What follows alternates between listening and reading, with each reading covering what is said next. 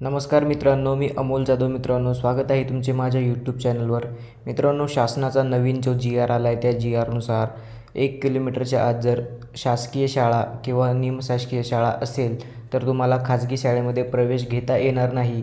या निर्णयामुळे बहुतेक महाराष्ट्रातील सर्वच शाळा ज्या आहेत जवळपास त्या बहुतांश शाळा ज्या आहेत त्या RTच्या कक्षेतून बाहेर निघत आहेत. अशीच एक न्यूज आपल्यासमोर आलेली आहे पनवेलमधील. तर पनवेलमध्ये बहुतांशी शाळा ज्या आहेत त्या RT कक्षेतून बाहेर होत आहेत. का होत आहेत आणि याचं कारण काय हे आपण पुढे व्हिडिओमध्ये जाणून घेऊया.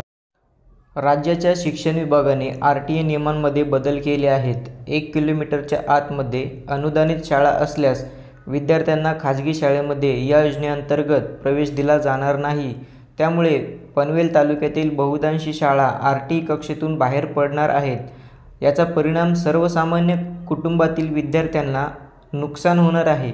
ते टाळण्यासाठी नवीन पनवेल व खांदा वसाहतीमध्ये महानगरपालिकेने इंग्रजी माध्यमांच्या शाळा सुरू कराव्यात अशी मागणी माजी नगरसेवक तथा शिवसेनेचे शहर प्रमुख शिवाजी थोरवे यांनी शिक्षण मंत्र्यांकडे केलेली आहे.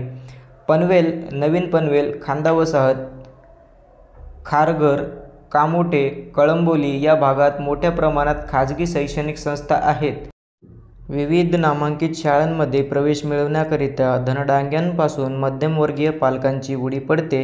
कित्येकांनी शुल्क भरण्याची तयारी असतानाही प्रवेश मिळत नाही. महत्त्वाच्या गोष्टी अशा की जर नर्सरीला प्रवेश घेतला तरच या शाळेमध्ये पहिलीला प्रवेश मिळतो. त्यामुळे प्री प्रायमरीकरिता मोठ्या प्रमाणात नामांकित आणि ठराविक शाळांना मागणी आहे.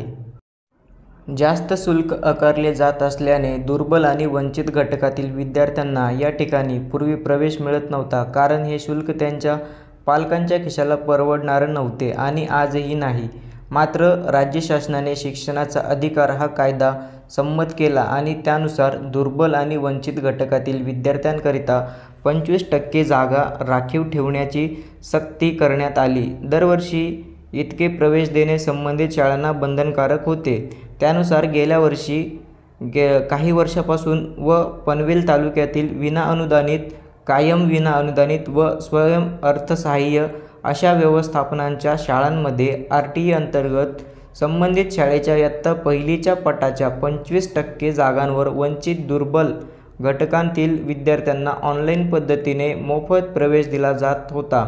राज्यात इतरही ठिकाणी शिक्षणाचा अधिकार कायद्याअंतर्गत विद्यार्थ्यांना इंग्रजी शाळांमध्ये शिक्षण मिळत होते. परंतु आगामी शैक्षणिक वर्षापासून शिक्षण विभागाने नियमावलीमध्ये बदल केला आहे. 1 किलोमीटर अंतरावर जर अनुदानित शाळा असेल तर संबंधित विद्यार्थ्यांना त्याच ठिकाणी प्रवेश देणे बंधनकारक करण्यात आले आहे. त्यानुसार मॅपिंगचे काम सुरू आहे.